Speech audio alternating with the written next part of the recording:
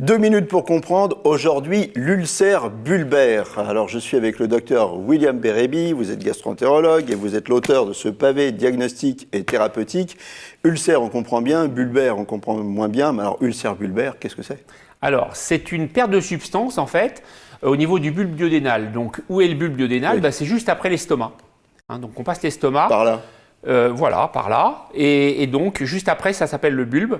Et c'est là qu'étaient la plupart des ulcères. Je dis étaient parce qu'aujourd'hui, il y en a de moins en moins parce qu'on a identifié la cause. Et alors, quelle est la cause? Voilà, donc vous nous mettez l'eau à la bouche. C'était un grand mystère, mais on a identifié la cause. C'est une bactérie, en fait, un microbe, qui s'appelle Helicobacter pylori. Et on sait que c'est ça qui génère la maladie ulcéreuse duodénale. D'accord.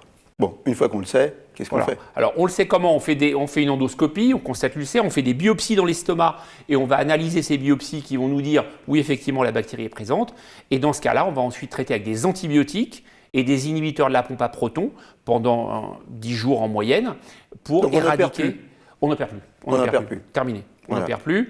On traite, éradication, et un mois après, on fait un contrôle, donc un test respiratoire qui va permettre de vérifier que la bactérie est partie, a été éradiquée. Si elle est éradiquée, la maladie est guérie et elle ne reviendra plus jamais. Voilà. Des fois, ça résiste parce que les antibiotiques résistance, vous savez ce que c'est. Et donc, à ce moment-là, il faut faire une endoscopie avec biopsie et mise en culture et on fait un antibiogramme comme on va le faire pour un ECBU, pour une analyse d'urine. Et là, on aura exactement les antibiotiques à utiliser. Oui, c'est-à-dire qu'on va utiliser, au lieu d'utiliser des antibiotiques à spectre plus large, on va vraiment utiliser un antibiotique extrêmement ciblé. On va être ciblé et donc, du coup, on va taper d'une façon certaine sur la bactérie avec les antibiotiques adaptés.